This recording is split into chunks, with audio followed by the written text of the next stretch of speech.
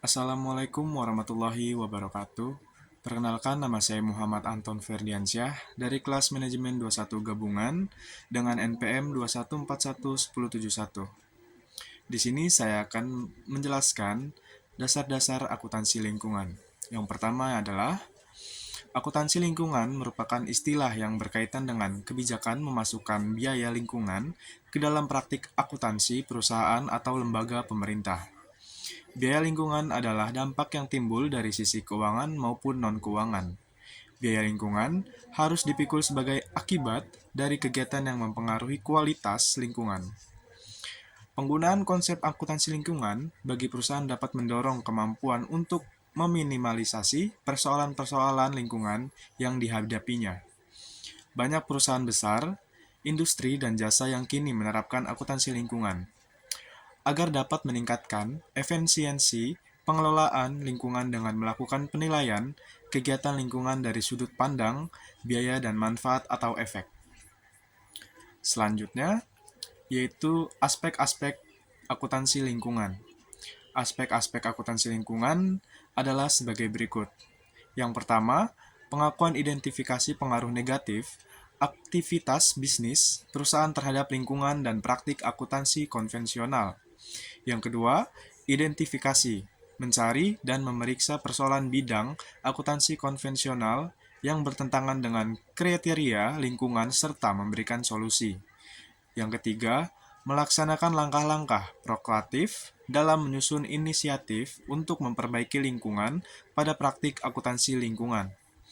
Yang keempat, pengembangan format baru, sistem akuntansi keuangan dan non-keuangan, serta sistem pengendalian pendukung keputusan manajemen ramah lingkungan.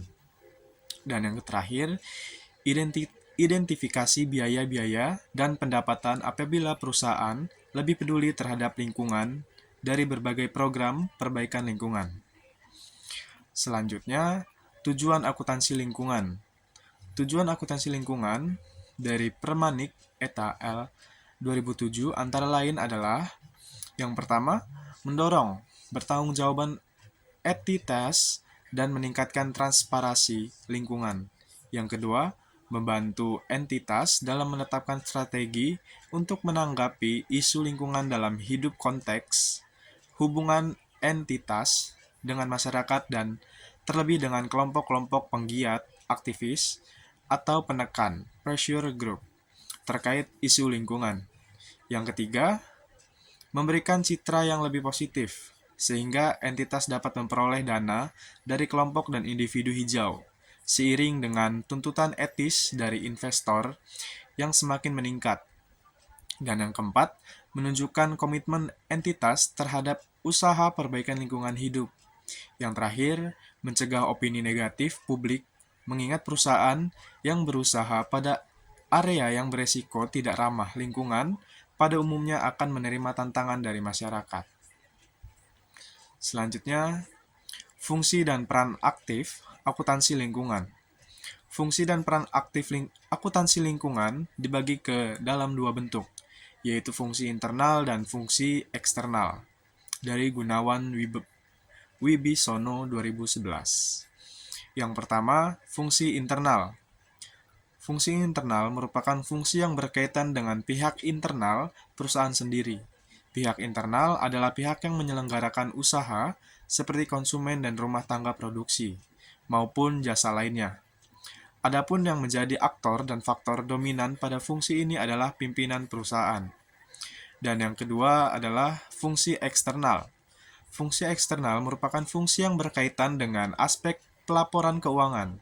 Pada fungsi ini, faktor penting yang perlu diperhatikan perusahaan adalah pengungkapan hasil dari kegiatan konservasi lingkungan dalam bentuk data akuntansi.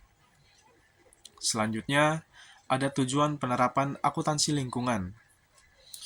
Maksud dikembangkannya, akuntansi lingkungan yaitu sebagai berikut. Yang pertama, akuntansi lingkungan merupakan alat manajemen lingkungan.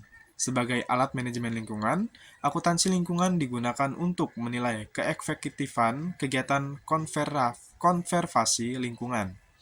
Dan yang kedua, akuntansi lingkungan sebagai alat komunikasi dengan masyarakat sebagai alat komunikasi publik. Akuntansi lingkungan digunakan untuk menyampaikan dampak negatif lingkungan, kegiatan konservasi lingkungan, dan hasilnya kepada publik. Itu saja materi yang bisa saya sampaikan. Terima kasih. Wassalamualaikum warahmatullahi wabarakatuh.